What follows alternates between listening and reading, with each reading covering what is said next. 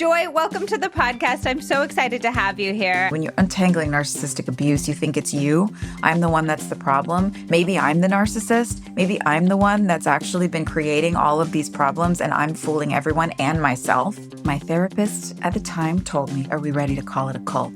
So when does it switch from just like a beautiful communal experience to something that's a cult? It's going to be different in every environment, whether you're in an abusive relationship and you're being love bombed and then you start to see the cracks, whether this is your family dynamic, a toxic work environment, or a spiritual group like mine was that gets classified as a cult. That's why it's so important to be vigilant. Is your belief system devaluing other people? Or is it still giving them the dignity of their humanity? Hello, friends, and welcome to the Liz Moody Podcast, where every week we are sharing real science, real stories, and realistic tools that actually level up every part of your life. I'm your host, Liz Moody, and I'm a best-selling author and longtime journalist. Let's dive in. Joy, welcome to the podcast. I'm so excited to have you here. I was just telling you how absolutely stunning your book is. It's such a well-told, well-written, beautiful story. I really appreciate that. Thank you. And thanks for taking the time to read it and have me on the show. I'm thrilled to be here. Let's just start off with what inspired you to start telling the story. I know it can be really hard. There can be a lot of shame, a lot of different emotions wrapped up in sharing these harder experiences that we go through. So can you take us back to the first time you started talking about that? I started talking about it really just in my close personal friend circles. And the more accepted I felt by my closest friends that the new relationships I was developing, the less scary it became. And I think that's probably true for any type of shame. If you find one or two people you can say it out loud to and get it out of your body, maybe it's your therapist first, and then maybe it's a few friends. And then once you see the reaction on the other end of it being like, hey, I wasn't in a cult, but I was in a relationship that felt a lot like that. Or, hey, I wasn't in a cult, but I grew up in a family that felt a lot like that. I started to feel this normalization of my trauma. And it made me feel less alone. And it also made me feel like, oh, I actually may have something to offer other people who have experienced a version of shame that I could relate to and make them feel less alone. But it was a long process. I think it probably took over the course of 10 years to slowly let it out and release the emotions around it. And then I got to the point where it kind of became a punchline, like, well, I was in a cult for 10 years, so, and then people would laugh and then they'd go, wait, what, really? And then it was a fun little party trick. And, it usually rolled into some pretty meaningful conversations, which was nice. Well, and I love the part in your book where you're like, I was almost justifying that it was a cult to people at points where I was like, well, no, they took $2 million from me and blah, blah. And I think it's such an interesting thing we do sometimes on a societal level is make people justify that their hard experiences were indeed hard experiences. So true. Oh, yeah. I was talking about this with Dr. Ramani, who, if you guys aren't following Dr. Ramani Durvasula, she's so brilliant and she knows so much about narcissism's PhD. She did a live talk LA with me on this topic. And it's really interesting the ways that people will unintentionally devalue your traumatic experience. There's usually two ways they like to do it. It's you're being a little dramatic. I think it probably wasn't so bad. Like, there's real problems in the world. I'm sorry that your marriage didn't work out and you didn't like your church. Like, I'm sorry, maybe you got some money stolen, but there's real problems in the world.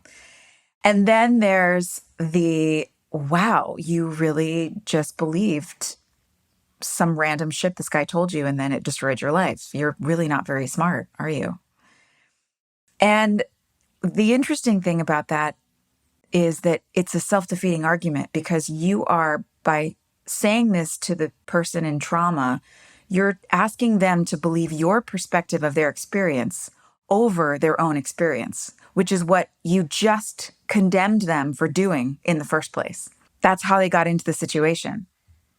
How did you not let that impact you when you were coming out and you're telling your story and people are like, that you tell the story in the book of a woman who's like, well, I wouldn't be dumb enough to get into that type of situation. And throughout the last 10 years of your life, you've been trying to piece together how to trust yourself, how to know yourself. So how did you not have that push you backward? I guess I used it as motivation. It hurts at first to have people minimize my experience or just flat out not believe it or think I'm stupid, which is terrifying to me because one of the things I kind of prided myself on was my intellectual prowess and my vocabulary and my ability to dissect things and critically think. And it's what made me a good writer and a good actor and all of these things. And so to then be put in this category of like pretty dumb was devastating for my ego. But maybe one of the best things that could have happened to me because it definitely was humbling. And I think vacillating between those two, probably the more I experienced that, the more I became settled with my own experience and the less I needed other people's approval, which was the issue from the very beginning, right? Like my longing for community, I needed other people's opinion, other people to tell me how to live. In a way, it kind of worked for me to put me in a position of being like, I don't need either of you. I don't need you to tell me I'm smart, and I don't need you to tell me that I'm telling the truth. I know what I went through. I know what my experience is. I have seen other people be helped by my relating to them the way that I've been helped by other people relating to me. So I'm going to live in my experience and grow from there. Is there anything you'd say to somebody who might be listening who's still craving all of that outside validation, all of that outside approval of what their story is or should be? That's a great question. There's a lot of layers to that. And I think the pat answer is look inside yourself. You're the only one that matters. But the truth is, we're all flawed. So if I'm looking to myself to be the end all be all of everything, eventually I come to the end of myself. It's existentially unsatisfying. We're all looking to find our identity in something. And I would say if the place where you look to mirror back your value is not mirroring back a value to you that is good and beautiful and loved, you're looking in the wrong place. And I would encourage you to continue your search until you find a deeply satisfying place where your identity will be mirrored back to you in a way that is all-encompassing, all loving, and all-encompassing of the love that you deserve. I think it's really helpful and I think it's really beautiful. And I also like that you say the pat answer is to look inside yourself. But I've heard you say in other interviews that one of the things you really liked about this group of people was that you felt like they could show you these blind spots that you might not be aware of inside of your own self. And so I do think there's almost a longing for external perspective. And I like that you acknowledge that. Yeah, don't you find that? Even though it was put in front of me that I entered into a situation where that was put in front of me as in an unhealthy way, there's still a healthy version of community that we all need. Like, don't you find that? Do you feel like you've got people in your life that'll tell you the real deal? Oh, 100%, 100%. And I think that that's the insidious part of the entire experience that you went through is that they feel like, oh, they're offering community, they're offering support, they're offering this idea of family. You're an only child. And they're like, oh, you can have this big family Christmases, all of these things that we all really crave. And there's almost a moment where I'm reading it and I'm just like, well, this sounds great. This sounds great. This sounds great. And I can see how you can go down that path. And I'm almost curious, like, when does it switch? And you've done so much research on cults and these dynamics, but when does it switch from just like a beautiful communal experience to something that's a cult? Great question again.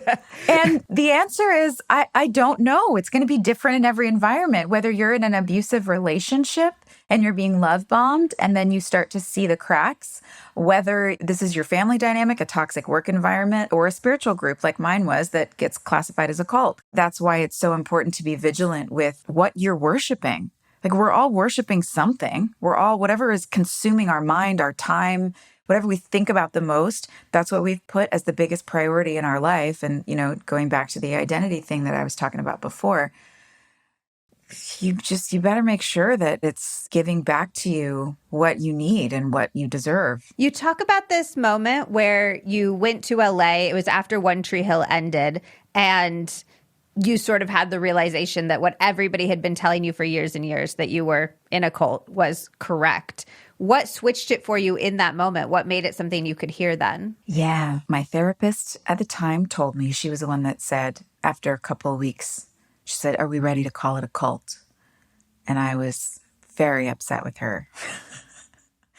And then I thought about it and I realized that she was right. And I think the realization came because being away from it, even for a month or so, the profile and being removed for a few weeks, I saw the way that the control had started to work its way in. When you're untangling narcissistic abuse, you think it's you. I'm the one that's the problem. Maybe I'm the narcissist. Maybe I'm the one that's actually been creating all of these problems and I'm fooling everyone and myself. I'm so messed up. I'm so overcomplicated. If I could only get out of my own way. And all of these lies that when you have other people to help you untangle, whether a community of friends or a therapist, which is what I had. The narratives that I told myself about, I can't trust my own instinct. I can't trust my gut. I am too independent. I'm too selfish. Realizing that there is a healthy critique of oneself that can be manipulated and turned into an unhealthy self-flogging. And I had entered into the unhealthy phase of that. I'm trying to think of like the very specific, like concrete. I know I'm giving you kind of broad spectrum answers, but the concrete stuff was really like the money made a huge difference. That was one of the big red flags. The finding out that they had taken this money essentially from your bank account. Yes. So, and seeing how it had been siphoned off, realizing that I had been lied to, realizing that the people who were telling me they loved me were also stealing from me behind my back and talking about me behind my back in negative ways and intentionally separating me from friendships, from my family, isolating me. When you start to add all of those up, eventually 1 + 1 + 1 + 1 = 4. Just takes a while to get there. Did you have this moment? I picture like a movie scene, and then there's this montage of all of the times that your castmates and all the people on set were like, you're in a cult, and your parents and all these things. And you're like, no, it's not a cult. It's just like flash, flash, flash, flash. Like, did you go like, oh my God, they were all right? It's like the 90s sitcom version of my life when I realized everyone was right. You just talk about, there were so many people saying it to you from your parents, and then you had castmates who were concerned. Your management team was concerned. Yep. Look, part of my personality, I'm a rip the Band-Aid off kind of girl. I've always been that way. Just give me the blunt pain right now. So as humiliating and uncomfortable and humbling as it was to realize that, and yes, every time I would see a person that I knew had warned me or told me, or somebody who I'd cut out of my life because I didn't trust them. And yes, all those flashbacks, the 90s sitcom flashbacks are like in my brain. But for me and my personality, it was better for me to just start saying it and admitting it and just rip the Band-Aid off. I don't need to sit in the shame of it. Let's just move on to the next phase of life. I'm not sitting here anymore. So that probably worked for me as well. Did you call any of them? Were you like, hey, Tyler Hilton, it turns out you were right. I was in a cult. No, in the end of the book, I talk about running into a friend who had joined the group earlier. When she recognized what was going on, she got out early enough, and we lost touch. And I ran back into her in LA, and it was the back pocket party trick of like, hey, I'm not in a cult anymore. I always got a pretty good reaction out of that. So I think I saved it up. And when we would have conventions, it was fun when the table got quiet to just sort of drop that in the middle of the table and let everybody react to it. I think it helped alleviate the shame too, just by watching everyone laugh and feel relieved. And it helped me to see the relief on people's faces too. It was like, oh, you too love me. Okay, good. Well, it's interesting because we're laughing about it now, but you talk about in the book how much it isolated you from your entire cast, from everybody else in your community. And this is by design. Like, this is how cults work, is they isolate you. Was there any, I don't know, like, I wanted to be your guys' friend, but I couldn't? Or were you navigating, rebuilding these relationships that you didn't feel like you were allowed to have previously? You're right. This is how narcissists work. And this is how that abusive system works. It isolates you intentionally so that you can't get anyone else's opinion. And if somebody else tells you you're in an abusive situation, you don't believe them. And so I did feel a deep sense of loss over the last 10 years, or the prior 10 years to my awakening, if you call it that. I really felt like I had missed out on so much. I knew I had missed out on so much. All of the cast dinners, just the camaraderie and the feeling like you're showing up for each other. I was not only isolated in my situation, but we were also intentionally being isolated, and our relationships were triangulated on set because of some of the power dynamics at play on the One Tree Hill set, which have all been talked about before. So we were really encouraged to not fraternize with each other, implicitly and explicitly, in various ways. And it makes me really sad, but it's also one of the great redemption moments, the fact that One Tree Hill continues to have a life, that the fans are rewatching it on their streaming services, and they still show up for conventions, and we all get to come together and play and see each other in Wilmington and go have all those dinners that we never got to have before. And we've got moms showing their now 13, 14-year-old daughters the show. And so I've got new, young, fresh faces coming up to me in the airport saying hi. And it's a real miracle. Like, it's a really an amazing thing, the life that this show continues to have. And so I'm grateful for that. How has it been to be like, this is my whole self to these people? Like, when you went and did the podcast Drama Queens and you're showing your co-stars, I imagine this much more 360 version of you, because you'd had to keep so many parts of that to yourself and to the family. Do you feel like you're trying to like prove, no, I am really friendly, or what is the dynamic there? Yeah, there were times I really felt that, trying to navigate through the overcompensation of trying to prove. I don't think the same way that I used to. Back then, I was trying to prove that I'm normal. And now I think I probably was trying to prove when I first got out and started Drama Queens and started doing all the conventions and stuff. I was probably still trying to prove that I was the new version of normal. And now I'm like, you know what? Like, I'm old enough. Time is ticking. I'm really comfortable in my skin. I'm probably never going to be neurotypical normal. I'm a weirdo. Like, I see the world in a really funny, philosophical, heady, creative, out of the box, strange way.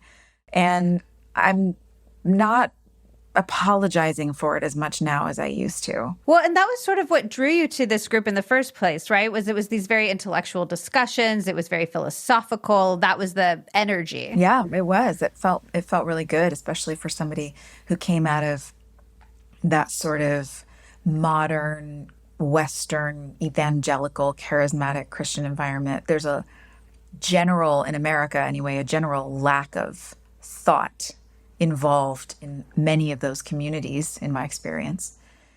And it's a lot of just doing what you're told. Here's the checklist. Here's what you do to live a good life and make God happy with you. You know, credit to both of my parents who are very smart, but especially my dad, who used to, like, we would ride to work in his old truck, which had no AC and no heat. He had in between the seats this card game called Mind Trap, and it was full of riddles.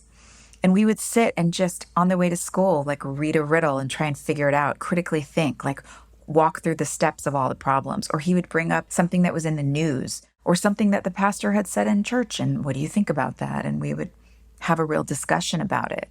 So he laid the groundwork for that critical thinking.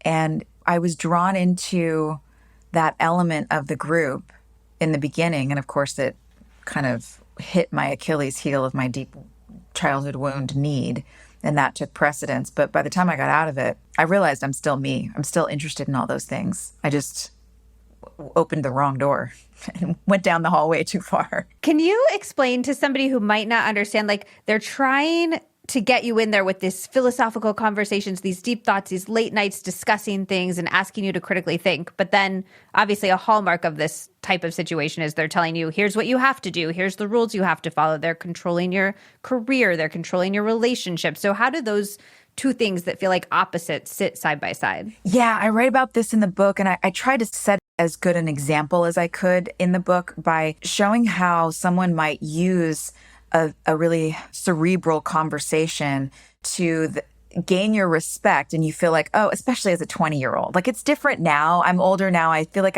my bullshit detector is way better. And I can tell when somebody's just using big words and when someone actually has a really great point. But back then as a 20-year-old, I'm like, oh, this, 45-year-old man is having this really intellectual conversation with me. I must be really smart if I'm like engaged in this conversation. And so then they gain your respect. They gain your loyalty in a way. I wanted more of that. I wanted to be seen as really smart. Once he hooked me with that, then the next step was to teach me how to self-regulate according to his perspective. So one example is when I'm being me and I'm singing and we have like a worship time in the group, like a meditation worship time, and I'm singing and just really enjoying that because I'm a singer.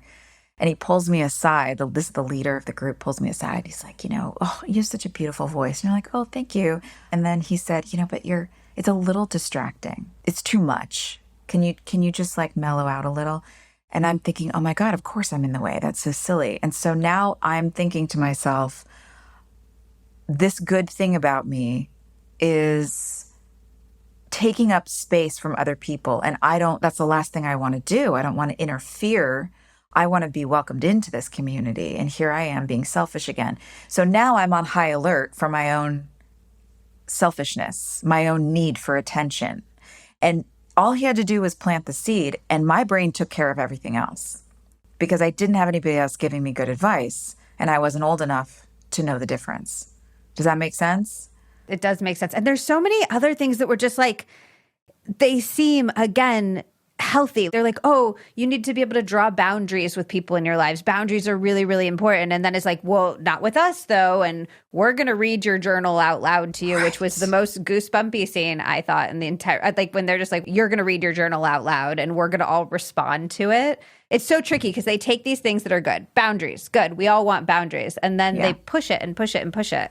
Yeah. I mean, I've brought my journal into a therapist's office before. That seems... Yeah, I've done that too. Right? Yeah, the advice, the little things that are in a healthy context, fine. In an unhealthy context, it's abusive. And it's really hard to know the difference. This is why I have been saying, like, it's so much easier to get sucked into a situation like this, whether it's individual or group. It's so much easier than a lot of people think it is. Is there anything that you feel like we should be looking out for in our lives, whether it's about a cult or a narcissistic relationship or a narcissistic boss, that we might be overlooking? Yeah, the us versus them narrative is a really big flag for me. I still will go visit churches. I'm on my own continual spiritual journey, and I'll go visit sometimes, and man, it's one of the biggest red flags when I walk in and there's somebody on the stage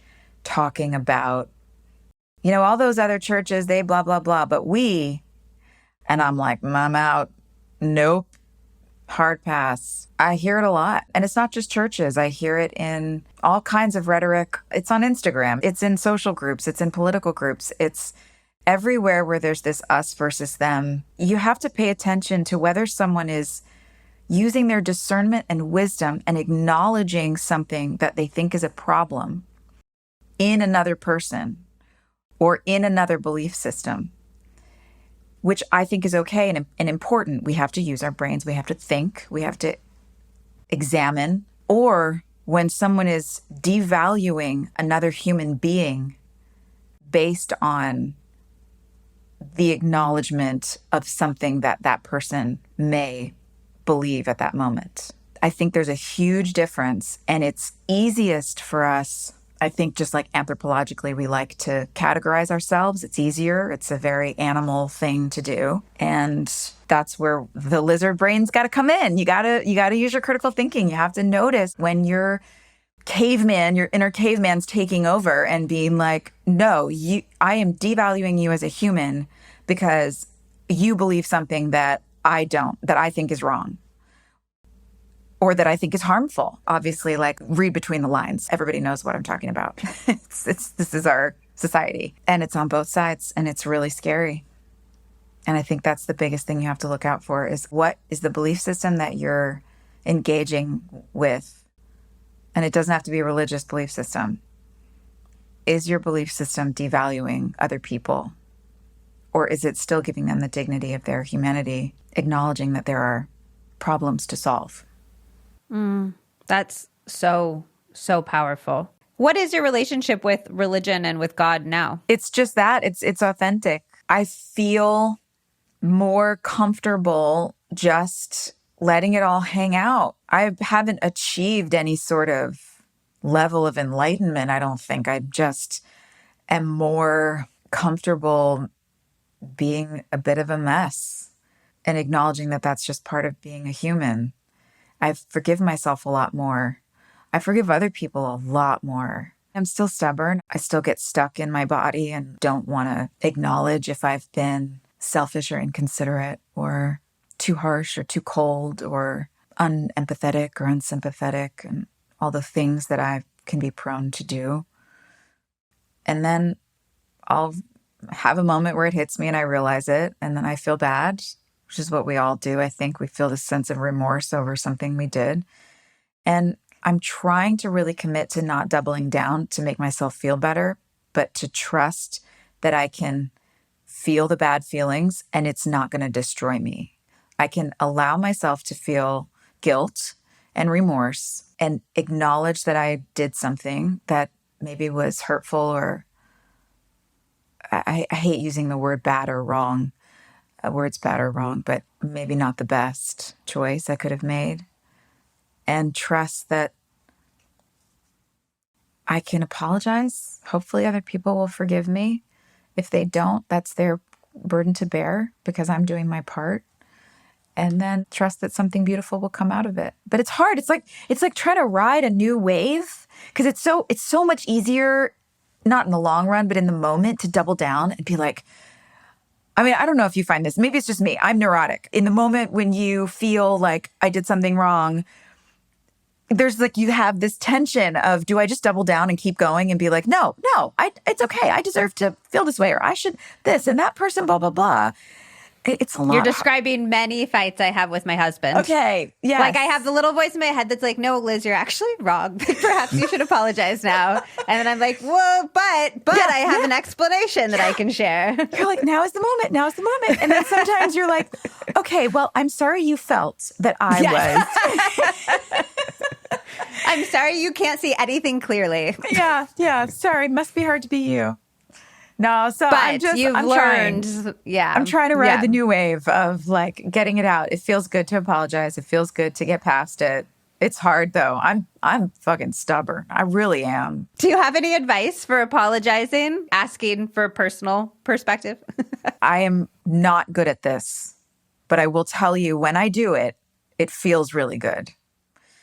And that is being really vulnerable in the moment because I don't feel safe. Otherwise, I wouldn't be arguing. There's another level of trust that I am still really trying to access, particularly in romantic relationships, but actually even in relationships with some friends and my parents or people that are really close, like what they think really matters to me. I still don't like to cry in front of people, but if I just trust that even if they can't accept my contrition, that my value isn't dependent on them. My value is in God and the God of my understanding. And that God has shown up again and again, as I said, to prove to me that there's a safety net. And so the more I practice vulnerability, the more that sort of invisible safety net shows up and becomes more real and more tactile, and I can sort of feel it and feel like it's going to be there.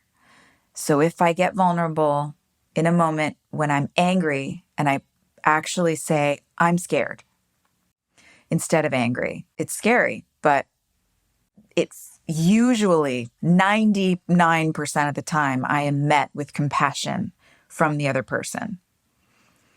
And it does feel really good. So that's my advice that I need to take my own dose of. Did you have to forgive God at any point for everything you went through? Or do you feel like that was always a strong relationship for you? Oh, what a beautiful question. what I did was I forgave myself, because the realization was that God hadn't done something wrong. I had wrong misconceptions about how the deal worked. I thought the deal was I do A, B, and C, and you give me X, Y, and Z. Isn't that the deal? And it's not the deal. When I accepted that there's nothing I can do to make God love me more or less, I just get to show up and be and move and trust. There's nothing for me to forgive. He didn't do anything wrong. I just have to forgive myself for trying to put him in a box. I say him, it, they, who knows?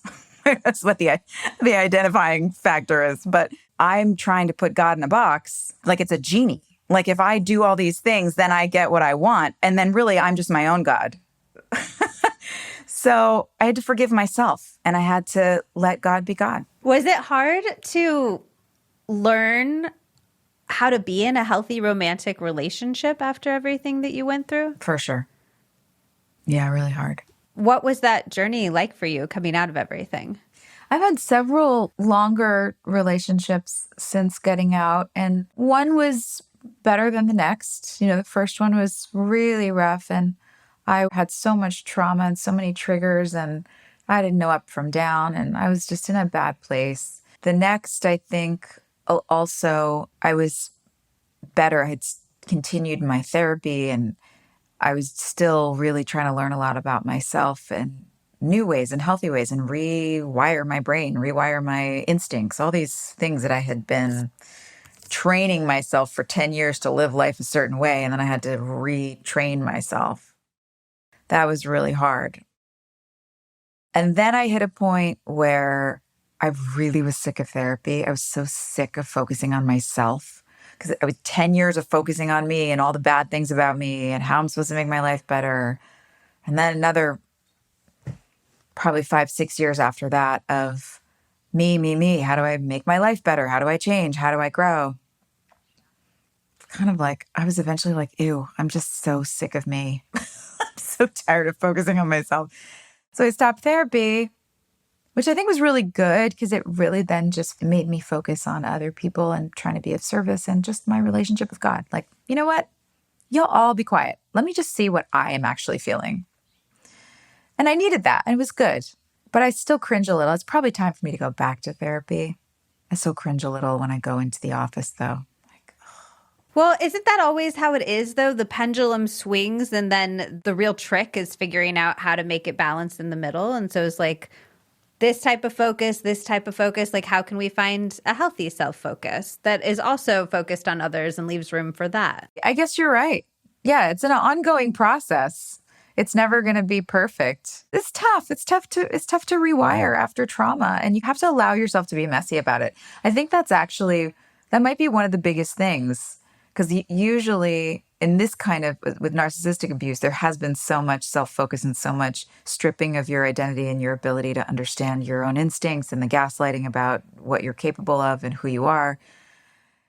You do need some kind of structure to help you, but then you also have to be able to freewheel it a little bit and just like trust yourself, take the training wheels off and see how you do. Has anything else been particularly helpful to you on your healing journey? Either like specific tools or modalities or conversations that you've had or mindset shifts, really anything? I would reiterate the time alone, like not being in therapy, I wouldn't recommend this for somebody coming out immediately. I think when you come out of trauma like this, I think you do need some very strong, clear, healthy voices in your life.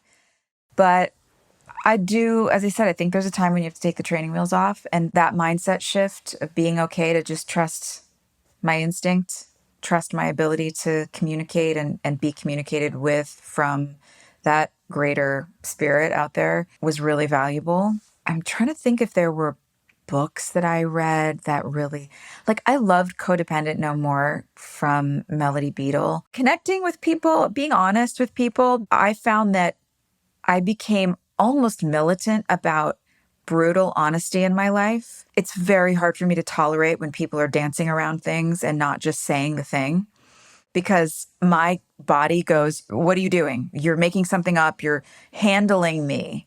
I don't want to be handled. Just tell me the thing. Being able to let people in your life know it's really important for you to communicate to me in a very clear, direct manner.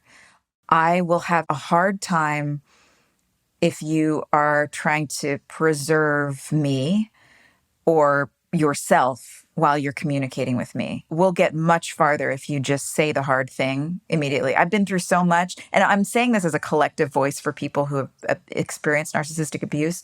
You kind of go, I've been through the hardest shit. Like anything you say to me could never touch as bad as the things that were said and done to me. So please trust me.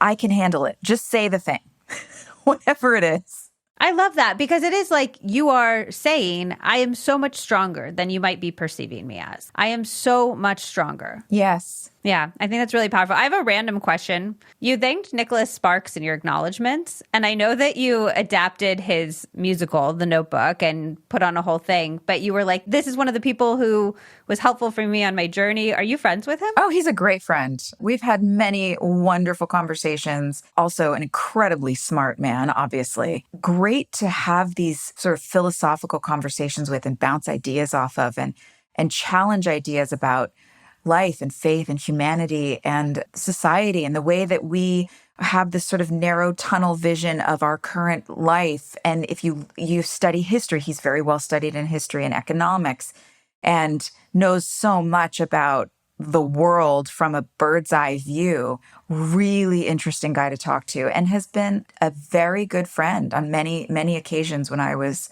struggling or having a hard time. And he's a dad, he loves all his kids. He's got so much life experience and an artist. Yes, I love him. And you got to know him when you flew down to ask him for permission to adapt The Notebook? Is that how you got to know him? Yeah, I was like, I have an idea. Let's make The Notebook a musical on Broadway. And he was like, that's interesting. What's your idea? And so I had already written the script on spec and gave it to him. I had a couple of songs. My friend Ron Aniello, who is now Bruce Springsteen's producer, came in and we wrote this great like bluegrassy swing music score. I mean, I think it's so beautiful. It's very sort of Rodgers and Hammerstein meets bluegrass. And Nick was really encouraging, and we, put up a workshop. And then as the years went on, I mean, I think that's one of those things, like, it didn't turn out the way I wanted it to in terms of, like, obviously somebody else got the rights. And that was also complicated because the studio was involved. It wasn't just him. That's a much longer story that I don't know is for everyone to know. But it's what I've written about it is really what I'll say. And that's what's in the book. But the testament of friendship, of being able to maintain a friendship, even though there were things that were really close to both of our hearts that we just didn't land in the same place on.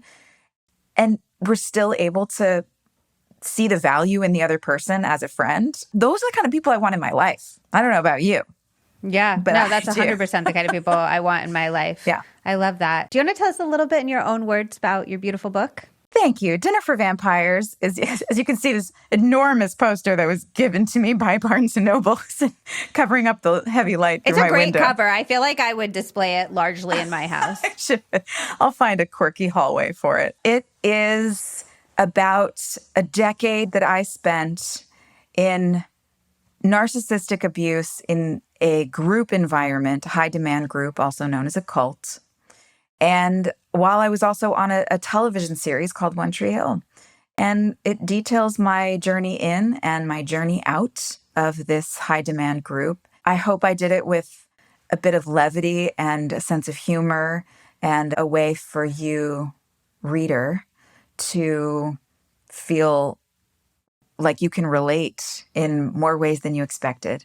And that you also, if you do relate, will find hope on the other end of it. I completely agree as somebody who has read it. And I really appreciate you sharing your story there and sharing your story here and just being so honest and vulnerable. Thanks, Joy. Thank you so much. It's great talking with you. Thanks for asking such really interesting questions. That is all for this episode of the Liz Moody Podcast. If you are new to the podcast, welcome. I am so glad that you're here. Make sure that you are following the podcast on whatever platform that you like to listen on. I know that 50% of you listening to this episode do not follow the podcast. What is up with that? You're making your life harder by not following. Not only is it the best way to support the podcast, but it also makes sure that episodes show up right in your feed. You don't have to search for them anywhere. And trust me, you do not want to miss what we have coming up soon. I will be delivering some incredible science, interviews, and advice every single Monday and every single Wednesday for you. Okay, I love you, and I will see you for the next episode of the Liz Moody Podcast. Oh, just one more thing. It's the legal language. This podcast is presented solely for educational and entertainment purposes. It is not intended as a substitute for the advice of a physician, a psychotherapist, or any other qualified professional.